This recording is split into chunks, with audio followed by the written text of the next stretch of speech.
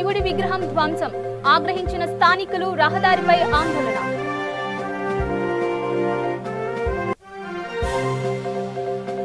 సంక్షేమ పథకాలే తమను గెలిపి ఇస్తాయన్న వైసీపీ నేత. కమలాపురంలోని 11, 15వ వార్డులలో ఎన్నికల ప్రచారం. పెట్రోల్ డీజిల్ ధరలు తగ్గించాలని టీడీపీ డిమాండ్. తిరుపతిలోని పెట్రోల్ బంక్ వద్ద ధర్నా.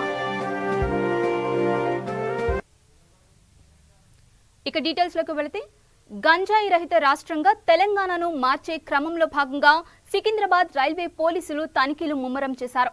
ఇందులో భాగంగా ఇప్పటి వరకు 150 కేజీల గంజాయిని స్వాధీనం చేసుకున్నారు. సికింద్రాబాద్ రైల్వే స్టేషన్లో అక్రమంగా గంజాయి తరలిస్తున్న అభిజిత్ అనే వ్యక్తిని అరెస్ట్ చేసి రిమాండ్కు తరలించారు. ఈ విషయాన్ని రైల్వే డీసీపీ చంద్రభాను వెల్లడించారు. నిందితుడి వద్ద నుంచి 4,40,000 రూపాయలు విలువైన 22 కిలోల గంజాయిని స్వాధీనం చేసుకున్నట్లు పేర్కొన్నారు. బయట వాడు 10,000, 15,000, 20,000, 10 కిలో చొప్పున అమ్ముతాడు. దెన్ వాడు ఇంకా సింపుల్గా చిన్న చిన్న ప్యాకెట్లు 100 రూపాయలు, 200 అయితే వాడికి ఎక్కువ మోతాదులో కూడా రావు. ఎక్కువ సైజులో డివైడ్ చేసి చిన్నగా వాడి స్టూడెంట్ కానీ, వాడి రిక్షా కార్మికులు కానీ, లేకపోతే ఆటో డ్రైవర్లు కానీ, వాళ్ళకు ఎంత కొంటారు? వాళ్ళు కిలోలు కొన్నారు కదా, వాళ్ళు 100 రూపాయలకి ఎంత కొద్దిగా ఇస్తారు. ఇలా 100 రూపాయల కిలోలు అంటే బాగానే వాడు 15,000-20,000 కూడా ఒక కిలోకి రావు. ఎంతవరకు ఏంటంటే సింపుల్గా ఒకసారి అమ్మినాం అనుకో, 1,00,000 రూపాయలు, 2 లక్షలు వస్తుంది లాభం. వాడి పెట్టుబడి పోగా, వాడి ట్రాన్స్పోర్ట్ పోగా, ఆ పైసలతోటి ఎంజాయ్ చేయడం, తాగడం, విలాసాలు తిరగడం, మంచి సెల్ ఫోన్లు కొనుక్కోవడం, ఎంజాయ్ చేసేసి మళ్ళీ ఒక 10 రోజులు 15 రోజుల తర్వాత మళ్ళీ ఇక దాని మీద అలవాటై తిరుగుతున్నారు.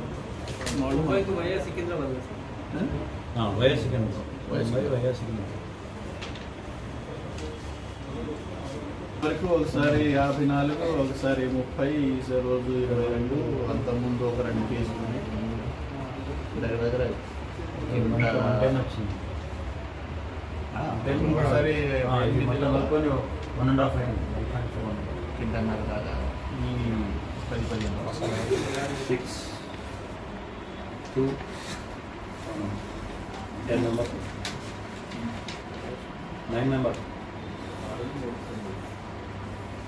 రైల్వే మరియు ఎస్పీ అనురాధ మేడం ఆధ్వర్యంలో 8-11 గంటల 30 నిమిషాలకు మా సిబ్బందితో కోనార్క్ ఎక్స్ప్రెస్ని తనిఖీ చేయగా దాంట్లో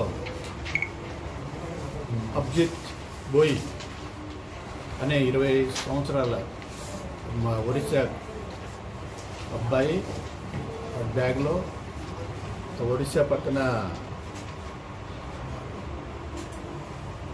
గంజా బలగాం డిస్టిక్లో, ఒడిశాలో బలగాం రైల్వే స్టేషన్లో ఎక్కి ముంబై పోతుంటే మామూలుగా అంత సర్ప్రైజ్గా చెక్ చేస్తే అది బ్యాగ్లో 22 కేజీల గాంజా డ్రై గాంజా దొరికింది.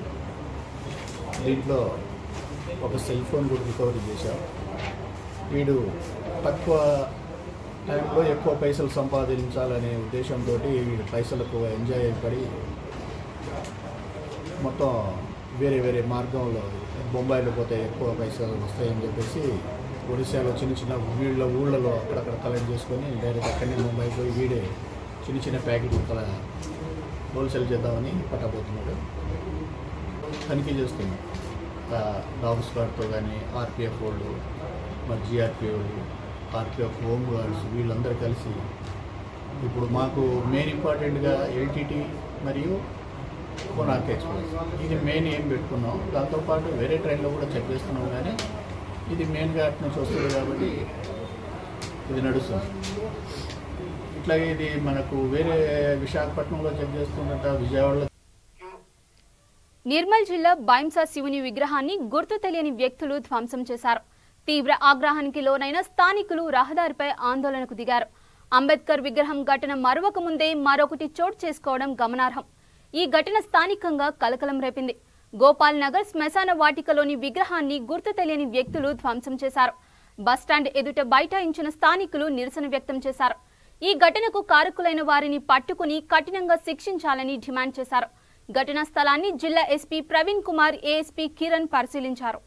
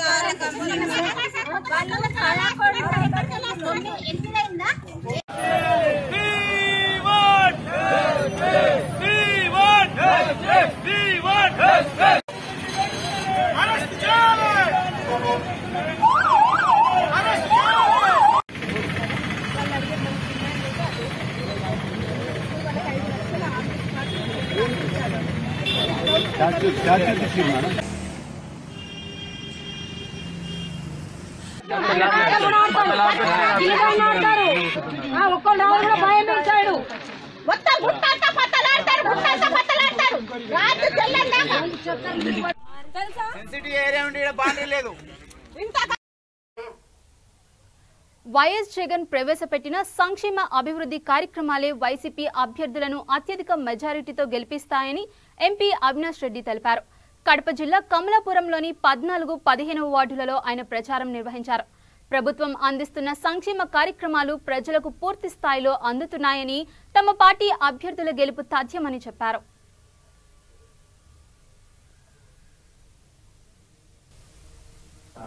ఇప్పటికే కొన్ని వరి పంటలు తిరిగాం, కొన్ని శనగ పంటలు తిరిగాం.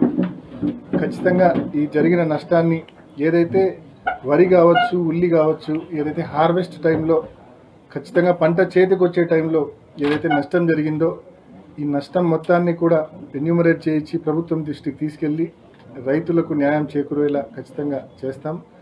అదేవిధంగా రబీలో ఏదైతే శనగలు మరి శనగ పంట విస్తారంగా మరి కమలాపురం నియోజకవర్గం కావచ్చు, పులివెందుల, ప్రొద్దుటూరు, జమ్మలమడుగు నియోజకవర్గాలు, మరి ఈ నియోజకవర్గాల్లో ఎక్స్టెన్సివ్గా మరి శనగ విత్తనం నాటడం జరిగింది, వేయడం జరిగింది. గడిచిన 3-4 వారాలుగా మరి అదే పనిలో రైతులు ఉన్నారు. కానీ ఈ 10 రోజులు 2 వారాల నుంచి కురిసిన వర్షాల వల్ల మరి శనగ పంట కూడా పూర్తిగా పాడు కావడం జరిగింది. ఖచ్చితంగా ఈ రైతులందరికీ, శనగ రైతులందరికీ ప్రభుత్వంతో మాట్లాడి మళ్ళీ సీడ్ రీప్లేస్మెంట్, సీడ్స్, శనగ విత్తనాలు ఇప్పించే ఏర్పాటు చేస్తాం. అది కూడా మరి కానీ ఖచ్చితంగా కనీసం 75-80% సబ్సిడీతో ఇప్పించే ప్రయత్నం ఖచ్చితంగా చేసి రైతులకు మళ్ళీ విత్తనాలు ఇచ్చి ఈ రబీలో మళ్ళీ ఈ నవంబర్ నెలాఖరు లోపల మళ్ళీ రబీలో శనగ పంట విత్తనం విత్తే మాదిరి మరి చర్యలు ఖచ్చితంగా తీసుకుంటాం. అదేవిధంగా ఇవాళ మరి కమలాపురం మున్సిపాలిటీ ఎన్నికకు సంబంధించి మరి నిన్న కావచ్చు, ఈరోజు కావచ్చు అనేక వార్డ్స్లో డోర్ టు డోర్ ప్రచారం చేస్తూ ఉన్నాం. ఖచ్చితంగా ఈ ఎన్నికల్లో మా పార్టీ తరపున నిలబడుతున్న 20 మంది అభ్యర్థులకు ఒకటే రక్ష ఏంటంటే జగన్మోహన్ రెడ్డి గారు అమలు చేస్తున్నటువంటి సంక్షేమ పథకాల ద్వారా మరి ఆల్మోస్ట్ మేము నిన్నటి నుంచి దాదాపు 4-5 వార్డులు తిరిగాం.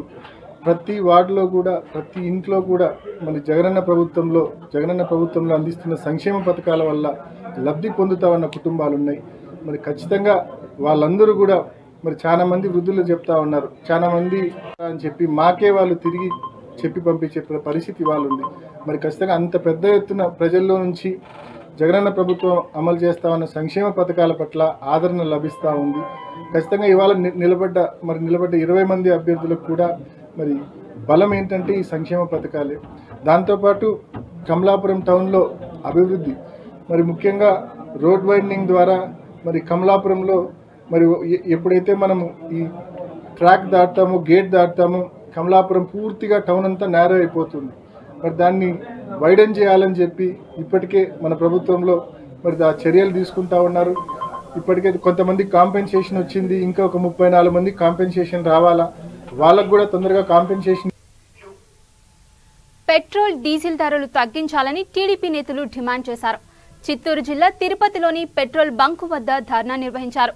ధరలు తగ్గకపోతే ఉద్యమాన్ని తీవ్రతరం చేస్తామని హెచ్చరించారు. పెట్రోల్, డీజిల్ ధరలు విపరీతంగా పెరిగిపోవడం సామాన్యులకు శాపంగా మారిందన్నారు.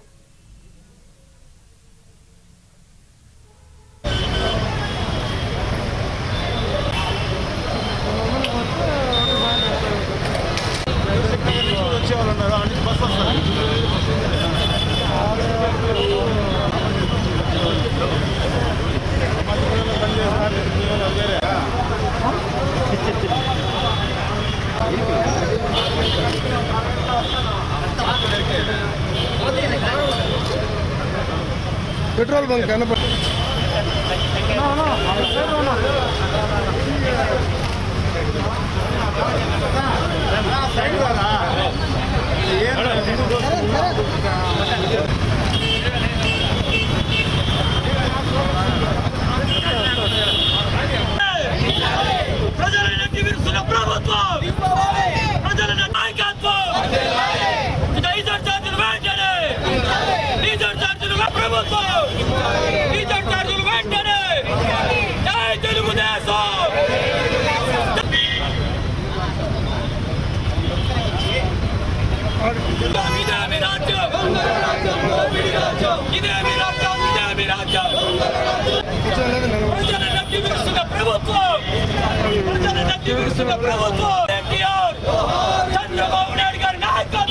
రేట్లు పెరిగి సామాన్య జీవుడు జీవించే విధంగా లేనటువంటి ఈ ప్రభుత్వాన్ని ఎండగట్టాలని మరి రాష్ట్ర జాతీయ అధ్యక్షుడు నారా చంద్రబాబు నాయుడు గారి ఆదేశానుసారం మరి ఈరోజు పెంచినటువంటి పెట్రోల్ డీజిల్ ధరలపైన మరి ఒక కార్యక్రమాన్ని మేము చేస్తున్నాం.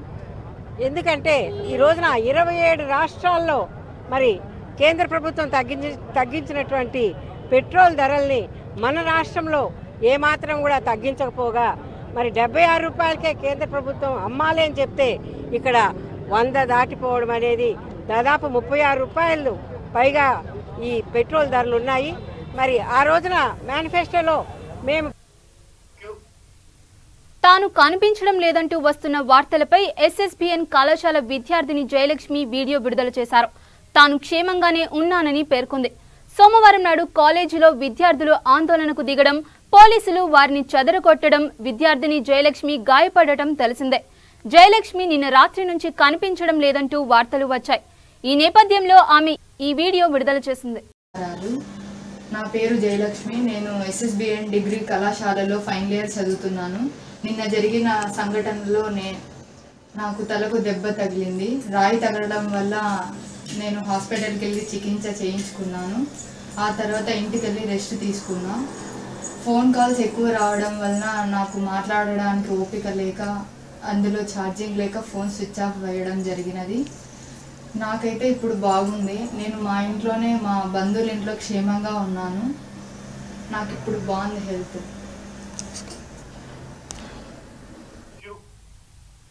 అనంతపురంలో విద్యార్థులపై పోలీసుల లాఠీ చార్జీని ఏబీవీపీ ఖండించింది. ఈ మేరకు బద్వేల్లో ఆందోళన నిర్వహించింది. భారత్ మాతాకి జై అంటూ నినదించింది. ఈ దాడులను తీవ్రంగా ఖండించింది. జీవో నెంబర్ 3545లను వెంటనే రద్దు చేయాలని డిమాండ్ చేసింది.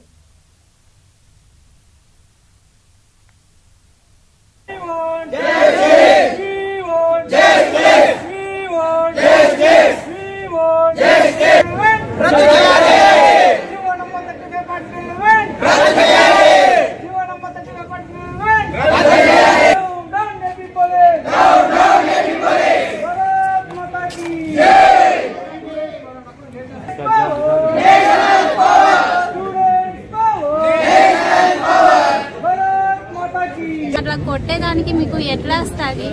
అది కాక ఇప్పుడు అనంతపురంలో జరగచ్చు, మళ్ళీ బద్వేలు వీరారెడ్డి కాలేజీలో జరగచ్చు.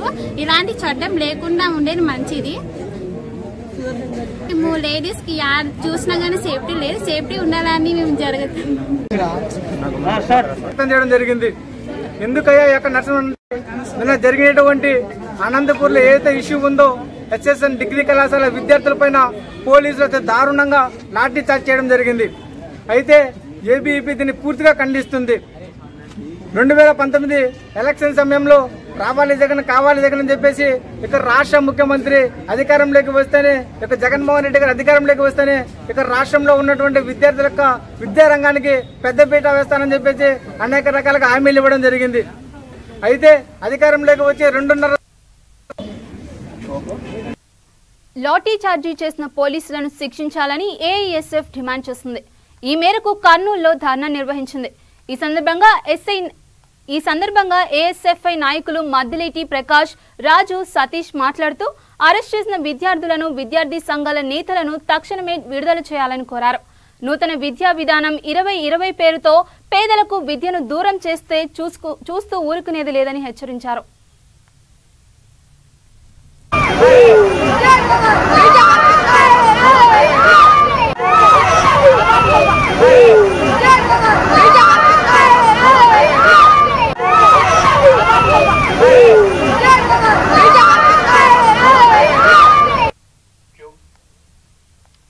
రాజకీయంగా వైఎస్ఆర్ కాంగ్రెస్ పార్టీ భిక్ష పెడితే మేయర్గా ఎన్నికైన అబ్దుల్ అజీజ్ తల్లి పాలు తాగి రొమ్మును గుద్దినట్లు టీడీపీకి అమ్ముడుపోయారని మంత్రి అనిల్ కుమార్ యాదవ్ ఆరోపించారు.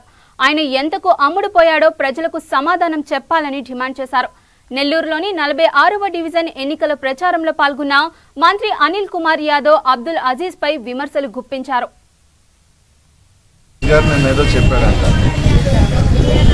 50 లక్షలకు అభ్యర్థి అమ్ముడు పోయాడు. మాజీ మేయరు మా మాజీ పార్టీ సోదరుడు స్ఫూర్తిగా ఒకటి అడుగుతున్నాడు.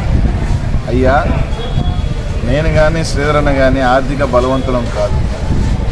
సరే, కార్పొరేటర్గా పోటీ అభ్యర్థులు 50 లక్షలకు అమ్ముడు పోయని చెప్తే ఆర్థిక బలశాలి అత్యంత ధనవంతుడు నారాయణకి మేయర్గా నువ్వు అమ్ముడు పోయేవే ఎంతగా అమ్ముడు పోయావు?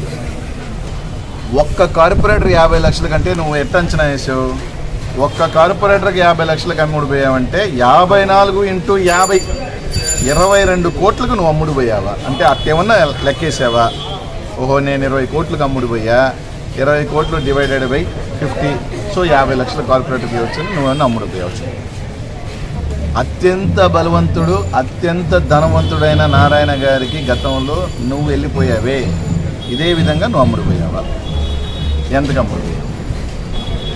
ఓటీజీ విత్డ్రాల్కే మేము 50 లక్షలు ఇచ్చామంటే హోల్సేల్గా మేయర్నే చెక్కేసావు.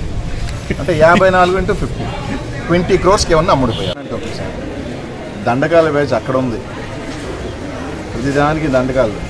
ఈ మధ్య ఒక ఆయన కొత్తగా లేచాడు, ఒక ఆయన మాటకు వస్తే అధికారులకు ఫోన్ చేయటాలు, ప్రెస్లో ఒకటే చెప్తాడు, నేను 1.5 సంవత్సరాలు ఎమ్మెల్యే అవుతా మీ అంత చూస్తాను, నేను 1.5 సంవత్సరాలు ఎమ్మెల్యే అవుతా మీ అంత చూస్తాను, నేను ఒకటే ఎవరు ఇంకా ఎన్నికలు 2.5 సంవత్సరాలు ఉన్నాయి, 1.5 సంవత్సరం కాదు. ఫస్ట్ అది మర్చిపోయాడు. మనం ఏం మాట్లాడుతున్నాం బేజాలే, ఇంకా 2.5 సంవత్సరం అది గవర్నమెంట్ ఉంది, నేను 1.5 సంవత్సరాలు వస్తున్నా ఎమ్మెల్యే మీ అంత చూస్తా. ఏంది ఇది అంటే మనం ఇంకా ఏమీ దికానా కూడా లే, మనకి టికెట్ గత్యంతరంలే, మనకి దికానాలే, మనకేమీ లే. అప్పుడే నేను ఎమ్మెల్యే అవుతున్నా మీ అంత చూస్తా, నేను సంగతి తేల్చేస్తా, మీ అధికారులను చేస్తా, మీ అందరం చేస్తా, ఇప్పుడే బెదిరిస్తున్నాడు ఆయన. ఆ దండకాల రైడు, ఇంకా ఆ దండకాల రైడు దేవుడు ఎరుగు, గెలిచే దేవుడు ఎరుగు, పోటీ చేసే చాలు ఇంకా మీద పడి రక్కేస్తాడు. లక్షండి, 25,000 అండి, 50,000 అండి, 25,000 చాలు, 25,000 ఇచ్చినా చాలు, హ్యాపీ. రండి చాలు. 10 వచ్చి 2-4 లక్షలు కొంచెం జోలో పెట్టుకునే బ్యాచ్లు ఉన్నారు స్వామి నెల్లూరు నగరంలో. వీళ్ళు మళ్ళీ అందరికీ 1.5 year నేను ఎమ్మెల్యే అయిపోతాను, 1.5 year నేను ఎమ్మెల్యే అయిపోతాను, మీ అంత చూస్తా. ఇట్లాంటి కూడా అవసరం అవసరం మనకి. బెదిరింపులు అక్కడ స్వామి, ఇక్కడ కాదు.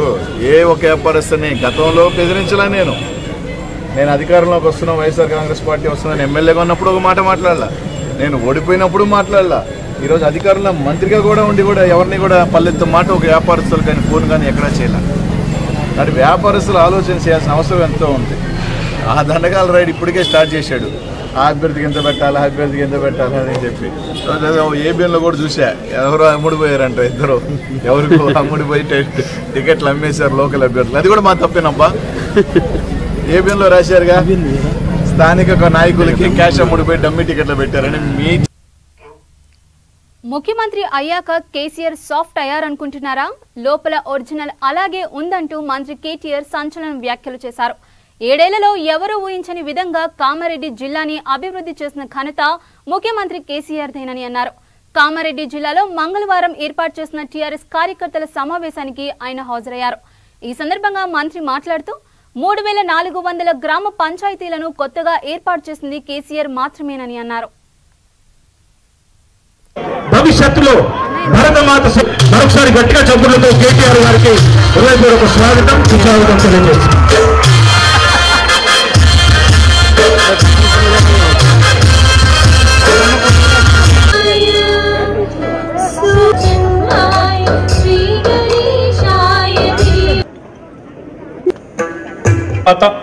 మౌలికమైన కొన్ని సమస్యలని దశాబ్దాలుగా పరిష్కారం కాని ఎన్నో సమస్యల్ని పరిష్కారం చేసుకున్నాం. ఇదే దోమకొండ బీబీపేట ప్రాంతంలో మీ అందరికీ తెలుసు, ఇక్కడ నీటి వనరులు లేవు, సాగునీటి వనరులు లేవు. మొత్తం బోరు బావిల మీద ఆధారపడి వ్యవసాయం చేసే పరిస్థితి. అట్లాంటిది కరెంటు కోసం గతంలో ఎంత గోసపడ్డమో అందరికీ తెలిసిన విషయమే. అట్లాంటిది గౌరవనీయులు పెద్దలు కేసీఆర్ గారి నాయకత్వంలో విద్యుత్తు, కరెంటు అనే ఒక మౌలికమైన అంశాన్ని స్వల్ప సమయంలో పరిష్కారం చేసుకున్నాం. భారతదేశం మొత్తంలోనే ఈరోజు 24 గంటలు రైతన్నకు ఉచితంగా విద్యుత్ ఇస్తున్న ఏకైక రాష్ట్రం తెలంగాణ అని చెప్పి గర్వంగా చెప్పుకునే స్థాయికి చేరుకున్నాం. ఇంటింటికి మిషన్ భగీరథ కార్యక్రమంలో నీళ్లు ఇచ్చుకుంటూ మన ఆడబిడ్డలకి బిందెలు కడవలు మోసుకొని కిలోమీటర్లు నడిచే దుస్థితిని తప్పించుకొని కేంద్ర ప్రభుత్వం స్వయంగా పార్లమెంటులో భారతదేశం మొత్తంలోనే తెలంగాణ ఒకే ఒక్క రాష్ట్రం, గ్రామీణ ప్రాంతంలోని ప్రతి ఇంటికి నీళ్లు ఇచ్చిన రాష్ట్రం తెలంగాణ అని చెప్పే స్థాయికి చేరుకున్నాం. సాగునీటి విషయంలో కూడా కాళేశ్వరం ప్రాజెక్టు ద్వారా ఇంకా ఇతర ప్రాజెక్టుల ద్వారా మిషన్ కాకతీయ లాంటి అద్భుతమైన కార్యక్రమాల ద్వారా ఈరోజు వరి ధాన్యం విషయంలో భారతదేశంలోనే అగ్రభాగానికి చేరుకున్నాం. ఈ రకంగా మౌలికమైన అంశాలు సాగునీరు, తాగునీరు, కరెంటు ఇవన్నీ కూడా పరిష్కారం స్వల్పకాలంలో చేసుకున్నాం. ఇప్పుడు ముఖ్యమంత్రి గారి ఆలోచన అంతా విద్య మీద, వైద్యం మీద ఉన్నది. ఈ 2 సబ్జెక్టులను కూడా బాగు చేసుకున్నట్టయితే డెఫినెట్ గా తెలంగాణ భారతదేశంలోనే అగ్రగామి రాష్ట్రంగా ఎదుగుతుంది. ఆ క్రమంలో మరి ఈరోజు బీబీపేట మండల కేంద్రంలో మీరు ఏదైతే ఈ స్కూల్ ఇంత అద్భుతంగా నిర్మాణం చేసినారో, అధిష్టానం పిలుపు మేరకు మైదకూరులో నిరసన ప్రదర్శనకు వెళుతున్న టీడీపీ ఇన్ఛార్జ్ పుట్టా సుధాకర్ యాదవ్ ను ప్రొద్దుటూరు నివాసంలో పోలీసులు హౌస్ అరెస్ట్ చేశారు. ఇదేమిటంటూ పోలీసులతో వాగ్వాదానికి దిగారు. పెట్రోల్ ధరలపై తన నివాసంలోనే నిరసన వ్యక్తం చేశారు. కాగా సుధాకర్ యాదవ్ హౌస్ అరెస్ట్ ను మైదకూరు నియోజకవర్గం టీడీపీ నేతలు, కార్యకర్తలు తీవ్రంగా ఖండించారు. మన ఆంధ్రప్రదేశ్లో పరిపాలన లేదు. ఇది ఎంత దౌర్జన్య పరిపాలన అయిపోయింది. ఎందుకంటే ఈరోజు మన రాష్ట్రంలో డీజిల్ రేటు కానీ పెట్రోల్ రేటు కానీ విపరీతంగా పెరిగిపోయింది. పెరిగి కేంద్రం తగ్గించిన దానికి పక్క రాష్ట్రం కన్నా మన రాష్ట్రంలో రేట్ ఎక్కువ ఉంది. అది తెలిపేదానికి పెట్రోల్ బంకుల దగ్గర మేము ప్రజలకు వాస్తవం తెలపాలా అనే ఉద్దేశంతో మేము నిరసన కార్యక్రమం చేస్తుంటే దానికి పోలీసు యంత్రాంగము ప్రతి ఒక్కరిని, మా లీడర్లు కానీ నన్ను కానీ పొద్దున్నే మార్నింగ్ 5 గంటలకి హౌస్ అరెస్ట్ చేశారు. ఎవరు తప్పు చేశామో మేమేమన్నా? ఇది ప్రజాస్వామ్యం కాదా?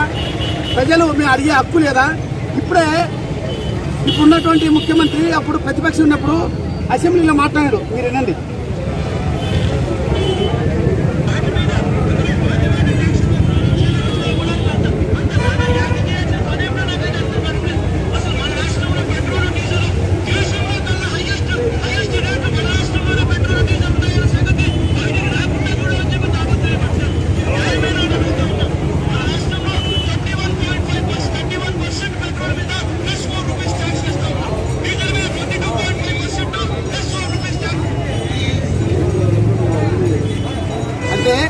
అసెంబ్లీలో ఒక్క నిమిషం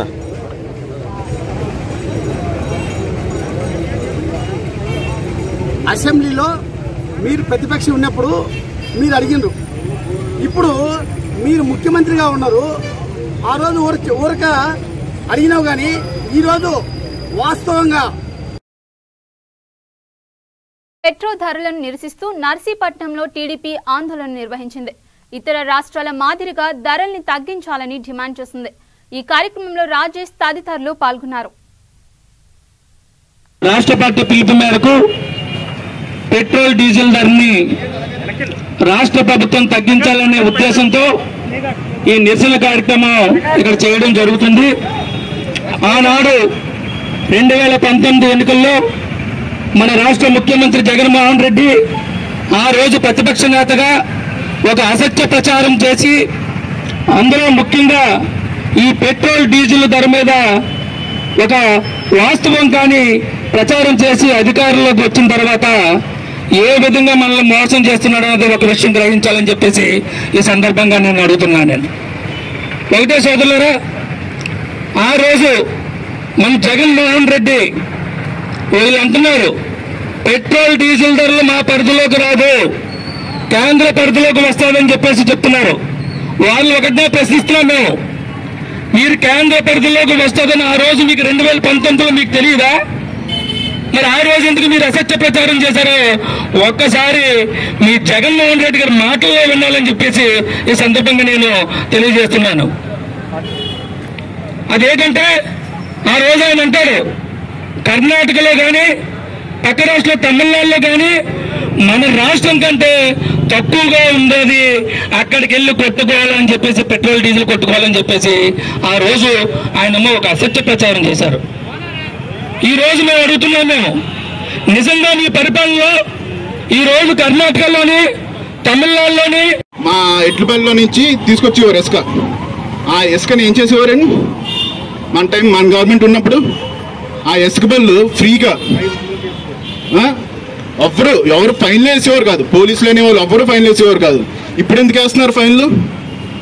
ఇప్పుడు 2000, 3000, 4000 ఎందుకు వేస్తున్నారు ఫైన్లు? ప్రైవేటైజేషన్ అయింది కాబట్టి, ఇసుక ప్రైవేటైజేషన్ అయింది కాబట్టి ఆ ప్రైవేట్ వాడికి మొత్తం అంతా డబ్బు వెళ్ళాలి కాబట్టి ఇక్కడ జనాలు మొత్తం అందరికీ బళ్ళు మొత్తం అందరికీ డబ్బులు రాకూడదని కాబట్టి భయపెట్టడం కోసం ఫైన్లు వేస్తున్నారు. అది మీరు అర్థం చేసుకోవాలి. ఇంకా కరెంట్ బిల్లు అసలు చెప్పక్కర్లేదండి. బాధుడే బాధుడు, అసలు డబల్ బాధుడు, వీరబాధుడు. ఇంకా మీకు ఇంకోటి చెప్పాలి, ఇలాగే రేట్లు పెంచుకుంటూ పోతే బాధుడు జగన్ అని వస్తారని. ఇనుమ ఐరన్ 36,000 దగ్గర నుంచి 36,000 దగ్గర నుంచి 73,000 అయింది. సామాన్యుడు బతకగలడా? ఇల్లు కట్టుకోవాలి. బులెటిన్ ముగించే ముందు హెడ్లైన్స్ మరోసారి చూద్దాం. సికింద్రాబాద్ స్టేషన్లో తనిఖీలు ముమ్మరం. 150 కేజీల గంజాయిని స్వాధీనం చేసుకున్న రైల్వే పోలీసులు.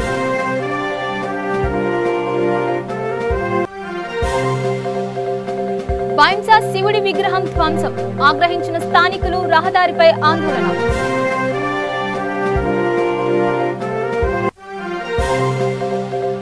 సంక్షేమ పథకాలే తమను గెలిపిస్తాయన్న వైసీపీ నేత. కమలాపురంలోని 14, 15వ వార్డులలో ఎన్నికల ప్రచారం. పెట్రోల్ డీజిల్ ధరలు తగ్గించాలని టీడీపీ డిమాండ్. తిరుపతిలోని పెట్రోల్ బంకు వద్ద ధర్నా.